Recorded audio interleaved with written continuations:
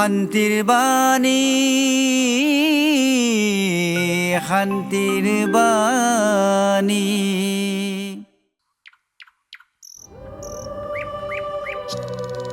বাবা তই এনেকৈ বেগ চেগ লৈ কলৈ যাৱ? মই যলৈকে ইচ্ছা তালৈকে যাম। আজিয়ে তই মোৰ মুখখন ভালকৈ চাই ল। আজিৰ পিছত তই আৰু মোক কেতিয়াও দেখা নাপাবি। বাবা তই মোক এনেকৈ এৰি থৈ গুচি গ'লে মই কাৰ মুখ চাই জীয়াই থাকিম কচোন? সেই সংসাৰত মোৰ আপোন বুলিবলৈ কোন আছে তোৰ বাহিৰে? মই এইবোৰ একো নুবুজো। মুঠতে এইখন ঘৰত আজিৰ পৰা আৰু মই কেতিয়াও নাহোঁ।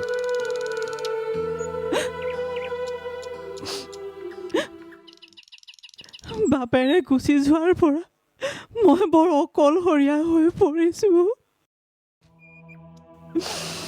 কেৱল তোৰ মুখলৈ চায়ে জীয়াই আছো আৰু এতিয়া তই মোক এৰি গুচি। হ'ব হ'ব, আৰু এটাও কথা নকবি। তোৰ দৰে আম্মীৰ মোৰ কোনো দৰকাৰ নাই। তই মোৰ সুখ দুখৰ কথা একো বুজি নাপাৱ। মই আহিছো। বাবা নাযাবি। চাওঁ হাত ইয়াৰ।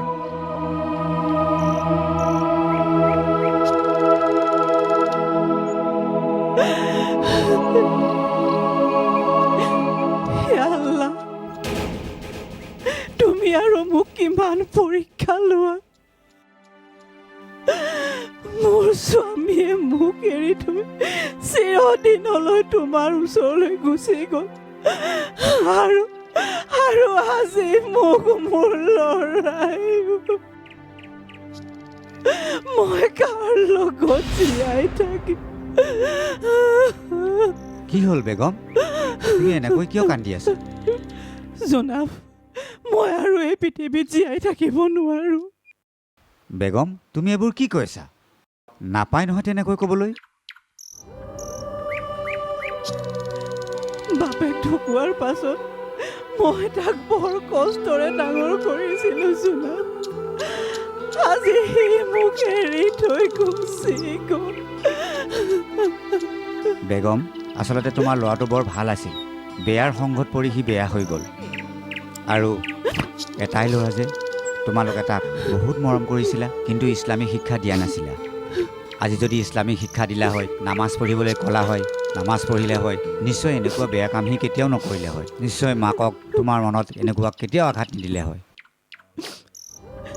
জনাব, তাক নামাজ পঢ়িবলৈ ক'লে নামাজ নপঢ়ে, ৰোজা ৰাখিবলৈ ক'লেও ৰোজা নাৰাখে, কেৱল ঘূৰি ফুৰে। তাক সদায় সদায় পইচা লাগে। মই তাক সদায় সদায় পইচা ক'ৰ পৰা আনি দিওঁ জনাব? আজি পইচা দিব নোৱাৰাৰ কাৰণে সি মোক এৰি থৈ ঘৰৰ পৰা গুচি গ'ল। এতিয়া নাকান্দিবাচোন বেগম, তুমি ধৈৰ্য ধৰা, কাৰণ ধৈৰ্যৰ ফল সদায় মিঠা। আল্লাহৰ ওচৰত দুহাত তুলি দোৱা মাগা যাতে সি সৎ পথলৈ ঘূৰি আহে। আৰু চাবা, নিশ্চয় এদিন সি সৎ পথলৈ ঘূৰি আহিব।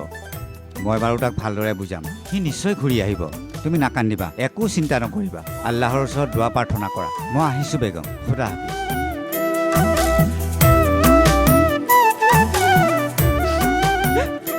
আল্লাহ মোক দয়া কৰা। মাৰ কলিজাত আঘাত দিলে খোদা বেজাৰ হয়। আল্লাহ ৰসুলৰ দয়া সিহঁতে নাপায়। মাৰ অন্তৰত দুঃখ দিলে শুনা মুমিন ভাই, নামাজি রোজা হর বন্দেগী বিফলে যায়। শুনা মুমিন ভাই, জীবনটো বিফলে যায়।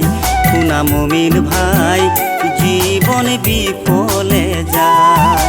মার কলিজা দুঃখ দিলে শুনা মুমিন ভাই, আল্লাহ রসুলর দয়া সিহঁতে নাপায়। আল্লাহ রসুলর দয়া সিহঁতে নাপায়। আসসালামু আলাইকুম। ৱালেকুম আসসালাম। কি হ'ল, বেগ চেগ লৈ ক'ত যাব ওলাইছ? মই ঘৰ এৰি একেবাৰে ওলাই আহিছোঁ জনাব। ঘৰ এৰি? কিয়? আপুনি সেইবোৰ বুজি নাপাব জনাব, আপুনি সেইবোৰ বুজি নাপাব। মই সকলো বুজি পাওঁ, বুজিছ? সকলো কথা গম পাইছোঁ, তোৰ মাৰৰ মুখৰ পৰা সকলো কথা গম পাইছোঁ। কিন্তু তই বৰ ডাঙৰ ভুল কৰিছ নহয়। তই জনা বুজা ল'ৰা এজন হৈ মাৰৰ মনত ইমান আঘাত দি তই বাহিৰলৈ এনেকৈ যাব ওলাইছ। তই বেয়া কথা কৰিছ নহয়। তই জাননে পৃথিৱীত মা বোলা বস্তুটো কি?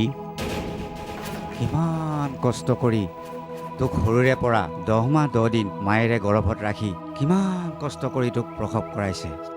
তাৰপিছত তোক এদিন দুদিন কৰি সপ্তাহ মাহ ধৰি বছৰ বছৰ ধৰি কিমান কষ্ট কৰি তোক লালন পালন কৰি ডাঙৰ দীঘল কৰিলে। তই কেতিয়াবা তোৰ মাৰ দুগ্ধৰ ধাৰ খুজিব পাৰিবি? পৃথিৱীত মা কি বস্তু, মাৰ মনত ইমান কষ্ট দিব নালাগিছিল, বুজিছ? জোনাব, শুন, যিজন মানুহে নিজৰ মাকৰ অন্তৰত কষ্ট দিব, সেই মানুহজনে যদি হজ কৰে, নামাজ পঢ়ে, ৰোজা ৰাখে, আল্লাহৰ হৰ বন্দেগী কৰে, তথাপিতো আল্লাহৰ ওচৰত এই বন্দেগী কেতিয়াও কবুল নহয়, আল্লাহৰ জান্নাতবাসী হ'ব নোৱাৰে। কাৰণ তই জাননে, নিজৰ মাক সুৰক্ষা দিব পাৰিলে, নিজৰ মাক লালন পালন কৰিব পাৰিলে, নিজৰ মাকৰ ভৰিৰ তলতেই জান্নাত আছে। বুজি পাইছ? গতিকে বাবা, মই তোক বুজাইছোঁ, বুজিছ? নিজৰ মাৰ কাষলৈ তই ঘূৰি যা। তই ঘৰলৈ ঘূৰি গৈ নিজৰ মাৰ ভৰিত ধৰি তছলিম কৰি মাপ খুজিবি। মা যি কয় তাকে শুনিবি, নামাজ কায়েম কৰিবি, বুজিছ? ভালদৰে কথাবোৰ বুজি চাবি। তোৰ আব্বা নাই, এন্তেকাল হৈছে, মা কিমান কষ্টত আছে, মা এতিয়া অকলশৰীয়া হৈ আছে। তোৰ মায়ে যদি মনত দুখ পায়, আল্লাহৰ ওচৰত দোৱা কৰে, তোৰ জীৱন ধ্বংস হৈ যাব।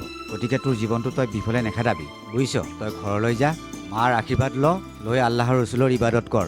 নিশ্চয় আল্লাহে তোক দয়া কৰিব বাবা। যা বাবা যা। তই মোৰ কথা শুনিছ, মই খুব শান্তি পাইছোঁ। হ'ব জনাব, আহিছোঁ দিয়ক। খুদা হাফিজ। আল্লাহ তুমি অতি দয়ালু। 10 মাহ 10 দিন গৰ্ভতে ৰাখি মায়ে জনম দিলে, কত কষ্ট কৰি হিয়াৰে কলনিৰ মাই, তোৰ মান শুৱনি নাই। প্ৰসৱৰ যান্ত্ৰণা কি যে বেদনা, যদি বুজিলি হয় ওহে খুদাৰ বান্দা, মা কোন সৰগৰ তৰা, ঐ মা মোৰ মধুতকৈ মিঠা। মাৰ কলিজাত খুচি দিলে খুদা খুচি হয়, মাৰ কদমত জানা বান্দা জান্নাত নচিব হয়, মাৰ কদমত জানা বান্দা জান্নাত নচিব হয়। আম্মা, আম্মা, আম্মা, বাবা, বাবা তই আকৌ ঘূৰি আহিলি। বাবা, বাবা তই আহিলি বাবা। অ' আম্মা, আহ মোৰ ভুল হৈ গ'ল আম্মা, আহ বাবা, তই মোক ক্ষমা কৰি দে। মই তোক আৰু এৰি কেতিয়াও নাযাওঁ। ভিতৰলৈ আহ। মোৰ ভুল হৈ গ'ল আম্মা, মোৰ ভুল হৈ গ'ল।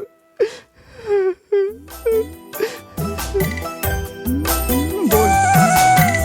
শিশুকালৰ পৰা কত কষ্ট কৰি ডাঙৰ দীঘল কৰে, লালন পালন কৰি কুকুৰে আহাৰ খুৱাই,